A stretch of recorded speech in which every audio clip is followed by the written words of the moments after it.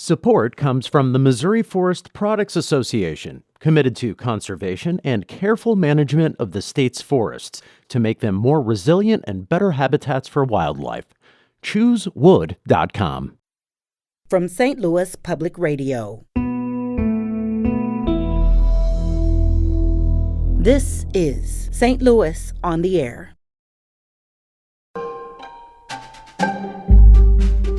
We are not exclusive at all.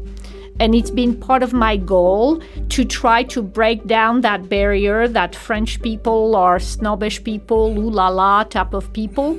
We like to have a great time, and we'd love to invite everybody who would care to celebrate that holiday for us. When the French borrow a name from the English, they will pronounce it the English way. Like we have the word, the verb liker, to like, and Really? we use it in France. Oh, Really? Est-ce que tu like this? Do you like this? Je like, tu like, il like, nous Nous likons, likons, vous vous likez, likez. Really? il Oh my like, goodness. subjonctif que je like, and Wow. it goes on.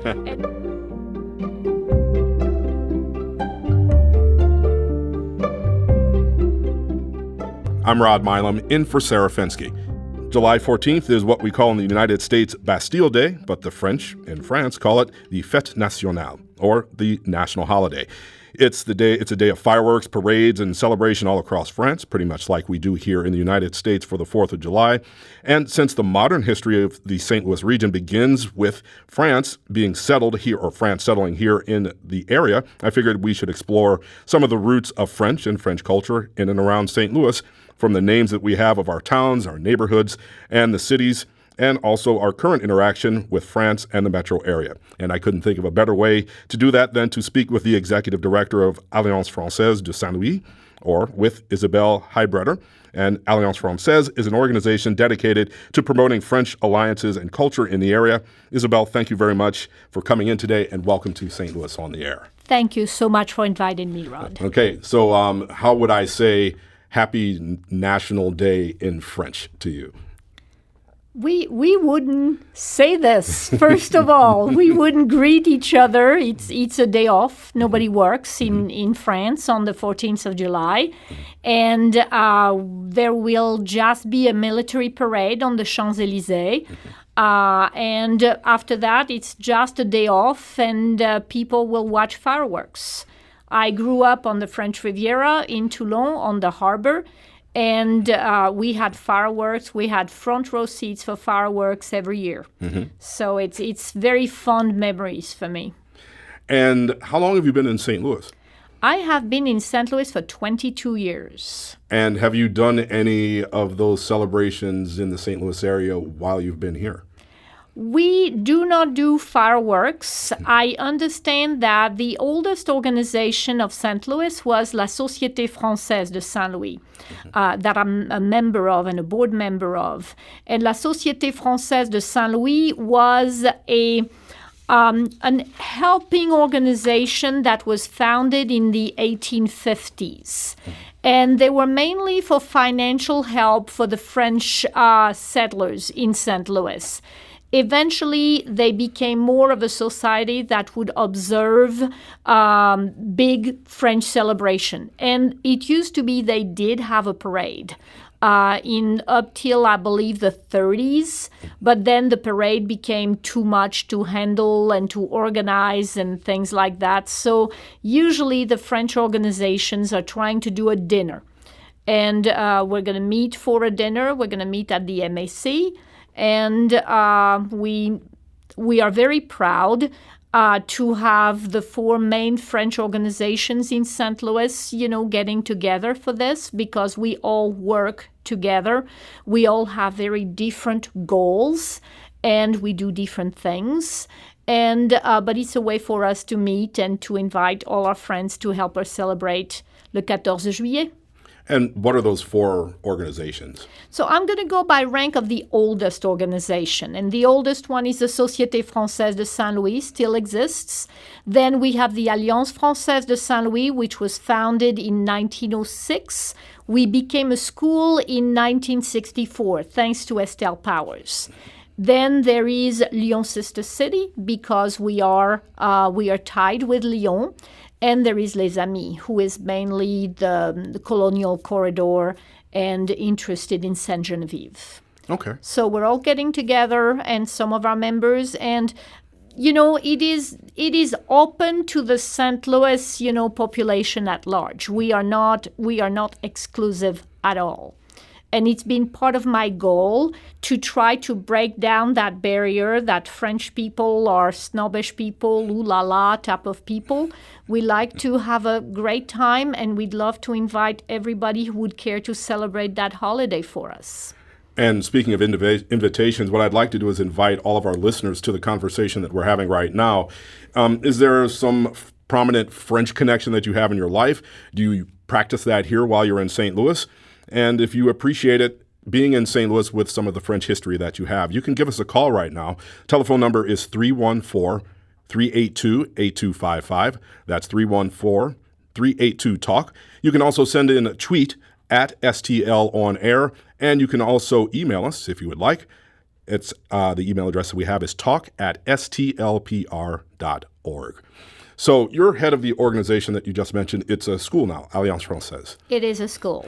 And what I would like to do, I would wonder if maybe, well, first of all, let's talk about the school. How do you actually do lessons there at Alliance Française? Well, the pandemic kind of changed our way of thinking and our way of acting because of I thought on March of 2020 that I might have COVID.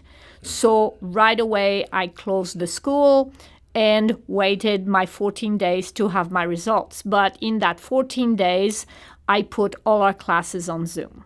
And that was a huge change for us, huge adaptation, but it worked wonderfully. So for 1 year, for 1 year and a half, practically, we closed our building, which was a newly purchased building, and we did all our classes on Zoom. We reopened our building on July 5th, and we are doing now still classes on Zoom, classes in person, and hybrid classes, meaning that some of our students are joining us in the classroom and some others are joining us via Zoom. And it's a really cool thing, and it's kind of exciting.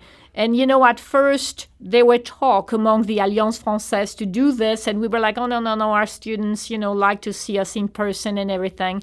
But, the pandemic kind of changed all that, and we adapted, and we're very proud of it. Mm-hmm.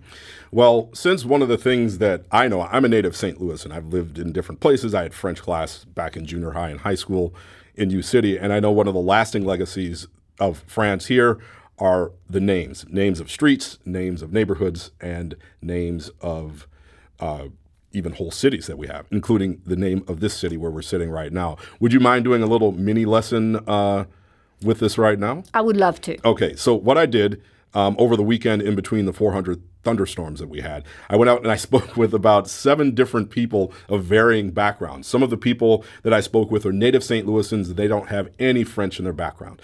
And then we also have some people who are not native St. Louisans that I spoke with, and then some other people who have a little bit of French in their background. And since we have so many street names, and because I've had some French, I know good and well we don't pronounce the names of the streets and all of that the way that, quote unquote, they should be pronounced. So what I will do is I have recorded some of this here. I have 3, in this first round, I have 3 different people who have said these 3 different words in the way that we would say it here in St. Louis. I have Mary Weber. She's a brass musician, and she fills in with the St. Louis Symphony Orchestra as well. Ed Schweiger, he's an engineer, and he's from South County. And Jenny Vanderploom, she's originally from St. Louis, and now she's a high school aquatic science teacher in Texas. And they're going to pronounce the names of these 3 words that I've given you, and they're going to say it the way any random St. Louis person would say it. So let's go ahead and hear how they'll say it. They'll say it twice, and then I'll ask you to say each of those words as a French person, probably the way you said them when you first actually got to St. Louis 20 plus years ago. Okay. Absolument. St. Louis, St. Louis. St. Louis, Missouri. St. Louis, Missouri. St. Louis, Missouri. St. Louis, Missouri. Soulard, Soulard. Soulard. Soulard. Soulard. Soulard. Creve Coeur. Creve Coeur. Creve Coeur, Missouri. Creve Coeur, Missouri. Creve Coeur, Missouri. Creve Coeur, Missouri. Okay, I didn't see you cringe too much at that, but let's go ahead. Let's go one by one. Well, how would you say, and I'm a native St. Louisan, so I'll say it in the way, how would you say St. Louis, just the plain name of the town? Saint Louis. Saint Louis. Saint Louis, Missouri. Okay. And what about the next one? How would you say that word? Soulard. Soulard. Soulard. Okay. With a good phlegm With thing. a lot of the Soulard. French. Soulard. Okay, and how about the third one? That's my favorite of them all. Crève-cœur. Crève-cœur. Crève-cœur. Okay, so what is significant about Saint Louis? Who is Saint Louis? Saint Louis is the only canonized king of the history of France. And he was canonized very, very quickly after his death, 27 years after his death, which is really nothing when you talk about becoming a saint. St. Louis is a funny guy. I think that he was a little bit of a mama's boy. His mother was Blanche de Castille, and she was omnipresent in his life. She picked his wife, and it was a love match. They had something like 17 children or something like that. So that worked apparently. Yeah, that was it. Right. Then Saint Louis kind of broke the news to his wife that he wanted to become a monk. And his wife said, I think not. And his wife proved to be very resilient. So there were problems between daughter-in-law and mother-in-law. And when St. Louis went to the Crusades, and he went on 2 ill-fated crusades, his wife accompanied him because he didn't feel like he could leave his wife alone with his mother. So how did the town end up getting named after him? The story is that Pierre Laclede was a little mad at the king at the time, who was Louis XV, because Louis XV had failed to tell Pierre Laclede that he had a secret agreement with his cousin, the King of Spain, and that in fact the place where he was sending Pierre Laclede was not a French territory but a Spanish territory. So Pierre Laclede was not very willing to name the city founded after Louis XV, and he thought that because he was not foolish enough to vex the King of France, that if choosing a saint, he couldn't go wrong. So that's why it came to be St. Louis. Okay. And what about that second word? We said Soulard, and that's, I conducted the interviews in Soulard and then at the bottom of Art Hill, right over the statue of Saint Louis, and also in the U City Loop. So Soulard, is that a name, or does that mean something, or both? Soulard is the name of the person who founded that area. There was a Monsieur Soulard. Okay, but I happen to know that word, that actually means something. It's not a name. What does that mean? Soulard is a drunkard. It's a drunkard. A little appropriate for the area. I would say so. Okay. And then the last one, your favorite one, Creve Coeur, I'll say it as that. What does that mean? And I think a lot of people the bell will ring once you tell us what it means. Un crève-cœur is a heartache. It's a heartache. And if you look at the flag of Creve Coeur, I know that there's actually a heart, and it's broken. So if we break the word apart, cœur is heart, and crève, like a crevice or a crevasse you would talk about, it just means a break. Or crever is to puncture or to pierce something. Okay. Un pneu crevé is a flat tire. Oh, okay. Good. Now I know that. All right, let's go on to our second group. These are going to be non-native St. Louis people, and they're going to try to pronounce some of the names as a St. Louis person would pronounce it. So let's go ahead and listen to that. First, we have Patrice Brooks. He's been in St. Louis for 35 years, but he grew up in Bedford-Stuyvesant in Brooklyn. And then there's Harsh Bansal. He's from New Delhi, and he's only been in St. Louis for 3 years. So they might have kind of a normal struggle with anybody from anywhere trying to pronounce any of the names of some of these streets. Carondelet. Carondelet. Carondelet. Carondelet. Bellefontaine. Bellefontaine. Bellefontaine. Bellefontaine. Cuvée River. Cuvée River. Queer River. Queer River. DePere, Missouri. DePere. Desperes. Okay, so let's go through there and find out how those are pronounced. Let's go ahead and go with the first one. Carondelet. Carondelet. Carondelet. Okay, so that's Carondelet. Okay, what about the next one? Bellefontaine. Bellefontaine. And what does that mean? Bellefontaine is a beautiful fountain. Okay, and Carondelet or Carondelet means? It doesn't mean anything. It's just a name? It's probably a name. Okay, and next. That's my favorite of them all. How many favorites do you have? Oh, I have a ton of favorite. Cuivre River. Cuivre River. Okay. And when the French borrow a name from the English, they will pronounce it the English way. Like we have the word, the verb liker, to like, and Really? we use it in France. Oh, Really? est-ce que tu like this? Do you like this?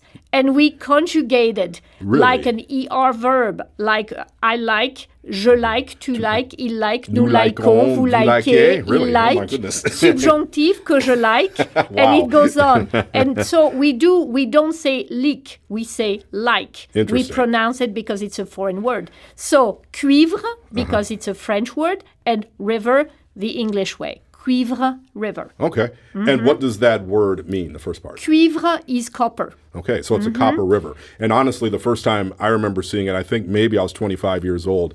I'd heard of the Quiver River. I'd been on the Quiver River. I'd never seen it written, and I saw it written down. I had absolutely no idea that's how it was And I supposed believe to be it's spelled. because of the color of the pebbles at the bottom of the river that are kind of yellowish, pinkish Okay. copper. Good. And the last one? Des pères, Des Pères. And what does that mean? the fathers. The father. So that's the name of the river and actually the town, the Yes. river that runs into the Mississippi. All right, let's go on to our last one. Now, these are folks that I spoke with who say that they've had a little bit of French one way or another. They live here in St. Louis. The first one is Michelle Turner. She's an engineer. She lives in Atlanta now, but went to high school here. We have Shiv, who is from Mumbai, but he actually has taken some French because he was interested in traveling and using language as he traveled. And Ginger, she's the owner of Cajun Corner down in Soulard Market. So let's hear how they pronounce these next three sets of words. Gravois. Gravois. Gravon. Gravois. Gravois. Gravois. De Bolivier. De Bolivier. De Balvier. De Balvier. Bellavia. Versailles. Versailles. Versailles. Versailles. Versailles. Versailles. Versailles. Okay, well, there's a mixed bunch there. They were trying to say it as they think maybe someone French would try to say it. So before we get to your lesson, I just want to remind folks that we're speaking with Isabelle Heidbreder. She's the executive director of Alliance Française of St. Louis, and we're talking about the connections between St. Louis and France. And as you've heard right now, we're getting a French lesson. So, excusez-moi, let's continue with the French lesson. How do you say these words? Gravois. Gravois. Gravois. Okay, and does that mean anything? That was the name of the family, I believe. Okay. Gravois. What's next? De Balivière. Ooh, De Balivière. you mean it's not de Bolivar? It's not de Bolivar. Are you sure? I know that. Okay. De Balivière. De And that Balivière. was another name. Okay. That was another name. And Versailles. Versailles. You mean it's not Versailles, Illinois? It's not Versailles. Oh, you're sure? Uh-huh.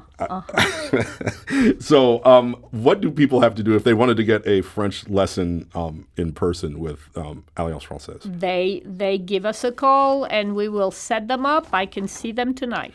So, are you still doing these Zoom lessons, or are they more in person? It's up to the customer. We will ask them if they have been vaccinated because this is important to us and how safe they are. My entire staff and all the students who come to the Alliance have been vaccinated, so I'm very proud to say that we're a very safe environment. But we will leave it up to the person. Some of my students still like to stay home and be on Zoom to be safe, and some come to the Alliance. We can do it with a mask, without a mask. We are very, I've had my 2 shots and I've had COVID, so I'm as safe as one can get. Okay. So, I know that you mentioned you wanted to kind of get past some of the thoughts that, French people don't want to meet folks, and I want to be able to talk about outreach. But who we have on the line, we have Chris, and he's calling from St. Louis, and he would like to ask a question or have something toward the conversation, and I think he wants to talk about Lacled's trip and how it deserves more credit. Chris, you're on the air on St. Louis on the Air. Hi, thank you. My question is the sponsor of Lacled's trip up the river that led to the establishment of the village that grew into our city. Gilbert Maxent, it was Maxent and Company that paid for Lacled and Chateau to come our way. He seems to have been forgotten in history. I know he didn't enjoy the best reputation later in his life in New Orleans, but I'm wondering if you have any comment on that. The bit of studying I've done about it, he just doesn't seem to get a whole lot of mention or credit as to his contribution that led to the establishment of the trading post that had grown into a great city. Gilbert Maxent. I wonder if you had any comment about that. It is my understanding that after the 7-Year War, which, was a war between French and the British, and Pierre Lacled was sent to the United States as a corsaire or a privateer. The difference between a privateer and a pirate is that the pirate works for himself while a privateer works for the king. So at first, the job of Pierre Lacled was to stop the British ships from bringing arms to the United States and to arm, the British soldiers. And he did that very well, and eventually Pierre Lacled became an arms dealer, pretty much. The association with Maxent, as far as I know, was a business relationship. And during his entire life, Pierre Lacled went back and forth from St. Louis to New Orleans to have a business deal with Maxent. And it's on one of those trips that on the way back from New Orleans to St. Louis that Pierre Lacled died. The irony about that death is that nobody knows where Pierre Lacled is buried. I was even private. I did some research at the historical library in St. Louis, and I came across the strangest document that almost said that Pierre Lacled was attacked by Indians and that he was cannibalized. And that is a wonderful story, unfortunately, and there is an official document of some sort. Unfortunately, nothing has been able to be proven, but the one thing that we know is that there's no burial part of Pierre Lacled. The relationship with Maxent, to come back to that question, the way I understood it was a financial arrangement. They were associates. Okay. Well, thank you for the history lesson. I know the history is really deep between, and I'm interested in it as well, between France and Missouri. And we could talk about in a bit about maybe some references that we could use. We want to get another caller in. I would like to speak with and hear from Linda. She's in Crestwood. And since we were talking about language, and I was definitely not trying to make fun of anybody from St. Louis because I'm from here as well, about how you pronounce certain words. And some people have some fear about maybe going to France or a French-speaking country. But Linda looks like she had a trip to Paris and she had a certain experience. Let's see how her trip went. Linda, you're on the air. Thanks for coming on the air with St. Louis on the Air. Several years ago, I was in Paris with 3 friends. Of the 4, I knew the most French. When we got off the train in Chartres, we wanted to get lunch, but it was late. We went into a cafe. It was closed. I remembered a line from a Mel Brooks movie and said, "Oh, quel dommage."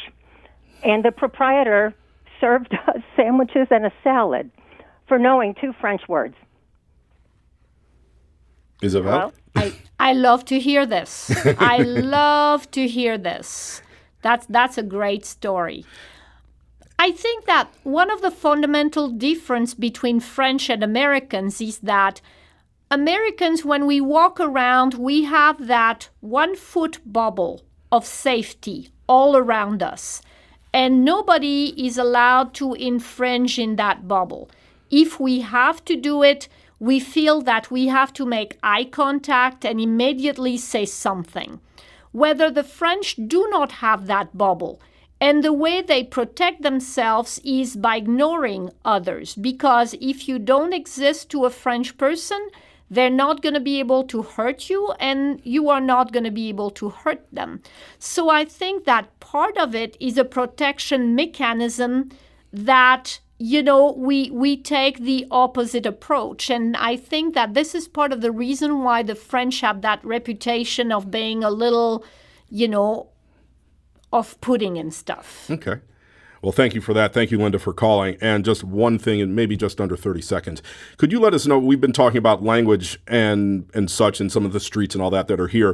Do you have any recommendations real quick about best places that are around St. Louis and Missouri to experience other aspects of French culture without having to go to France and being worried about stepping on toes? Come to the Alliance. Come to the Alliance. Come to one of our meetings at the Society. Look at our website. We just had the Fête de la Musique, which was a French karaoke. That's a music festival, right? That's a music festival in France and all over the world. Okay. And we had French karaoke night, and we will on our website we will welcome anybody French to let us know what they're doing so that we can publicize it. Okay. Isabelle Heidbreder. She is the executive director of Alliance Française de St. or of St. Louis. I'd like to thank you very, very much for joining us today, and we hope that maybe we'll get some folks to come out to University City to the Alliance. That sounds wonderful. Thank you very much for having me. Thank you very much.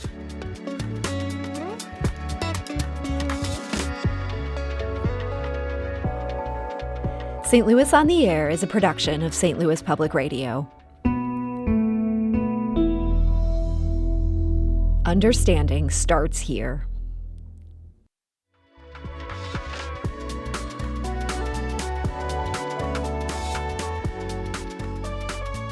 Do you find yourself regularly listening to episodes of St. Louis on the Air?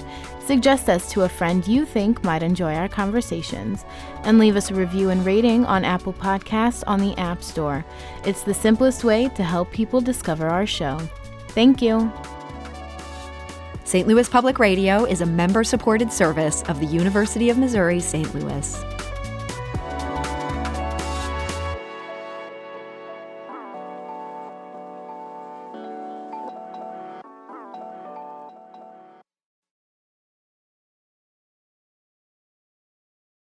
Support comes from the Missouri Forest Products Association.